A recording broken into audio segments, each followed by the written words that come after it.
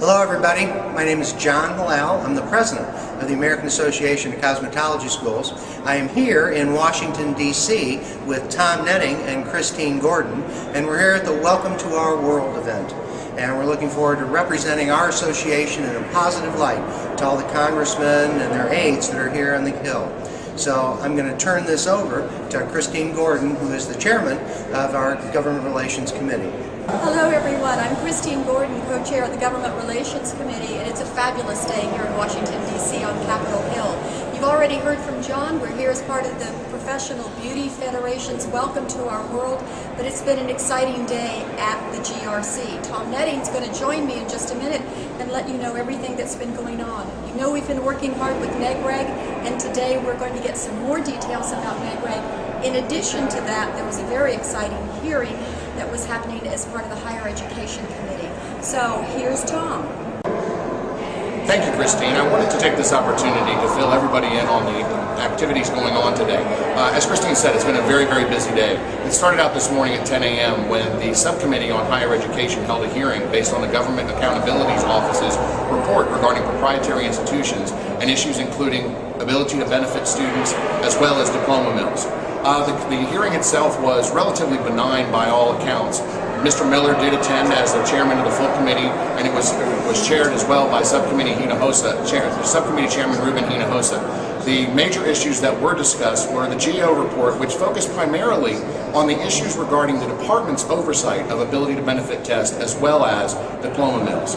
In the course of the conversation, along with a representative from the GAO, Bob Shireman, Deputy Undersecretary with the Department of Education, proposed additional oversight through negotiated rulemaking, which, as Christine said, we will talk about again momentarily. Also, the Office of the Inspector General was in attendance and testified as a witness. In the course of their testimony, they discussed the number of outstanding investigations regarding and circling around ATB as well as diploma mills. What is interesting to note is the focus of the GAO's report, while the hearing was focused on proprietary education, was more so focused on the oversight responsibilities of the Department of Education and what the department could do better to oversee both the diploma mills as well as ability to benefit testing. What came out of the hearing was predominantly an overture that said that the department has within its capability and within its opportunity right now the ability to make changes regulatorily that will increase the oversight and enhance the ability for institutions as well as the Department of Education to ensure that the individuals being enrolled are of quality and do have the ability to exceed through the program. There was conversations about cohort default rates. There was also some conversation on the part of the Office of the Inspector General related to online education and concerns with the ability of students to draw down federal student financial aid and use that money for issues other than education and training. As Christine said, there were other issues that were going on today as well, not the least of which is the anticipated arrival of announcements from the Department of Education regarding the next round of negotiated rulemaking.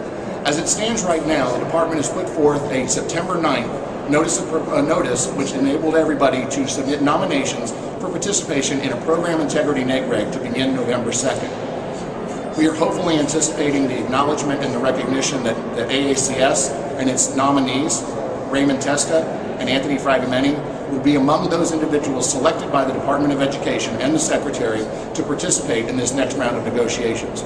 Major topics included in that negotiation will include ability to benefit testing, high school diploma mills, incentive compensation, gainful employment as a recognized occupation as a definition, as well as other issues. Stay tuned for more information on those announcements and whether or not AACS was fortunate enough to be selected. Thank you. Hi guys, Anthony Fragomeni, Tom Netting. and we're here live at the Department of Education on the 8th floor. We just finished day one of negotiated rulemaking. It's kind of been an uneventful day. One of the things that we can report to you is that at this point in time we petitioned the committee. We tried to get our inclusion of some issues on that are agenda items that are going to be negotiated here, and unfortunately our petition to join the committee was not consented on.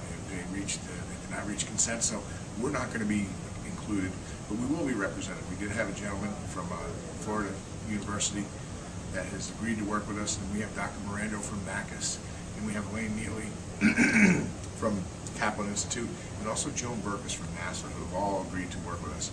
So It's not that we're not going to be without representation, but we don't have a direct seat at the table, and that's something that we went to.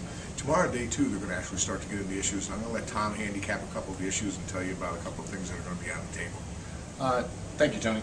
4 issues that are going to be discussed tomorrow are of major importance. It's the first 4 issues on the docket. The first one is the high school diploma issue and discussions about verification of high school diplomas, how both the department as well as states potentially and accreditors and institutions can all be involved in trying to develop a database or come up with a more direct means to focus on assuring that high school diplomas are verified. Issue 2 is ability to benefit. The discussion there will focus on a number of issues, everything from the GAO reports focus on the test publishers and the proctors. One individual that did get added to the list of negotiators for a single issue was the test publishers, who were not included up until this point. So a great deal of discussion tomorrow will focus on the proctors, the test publishers, and also on institutions as it relates to the admissions policies and ability to benefit. Issue 3 and Issue 4 deal with incentive compensation and also misrepresentation of information. So as you can tell, 4 key issues that we will be discussing for the first time tomorrow. I think it bears important to note that when we say discussing, what the department does in the first week of these discussions is to discuss the workshop format, where the issue will be presented by the department, and then all of the negotiators, 14 of them on all of these issues, 15 on the AATB issue, will get an opportunity to bring forward their positions or their focus on as it relates to each of the individual issues. It's the first time we'll see in greater detail the department's focus as well as those that are the other individuals, both in favor of and not necessarily in favor of or critical of the sector. So more to report tomorrow. We'll be sending you these updates as things happen here at the negotiated rulemaking table, and some of the things that happen in the hallway. We'll be giving you segments, and we'll be giving you the bite-sized pieces of what's going on during negotiated rulemaking and how your GRC is representing your interests and advocating for our institutions and our students. So stay tuned.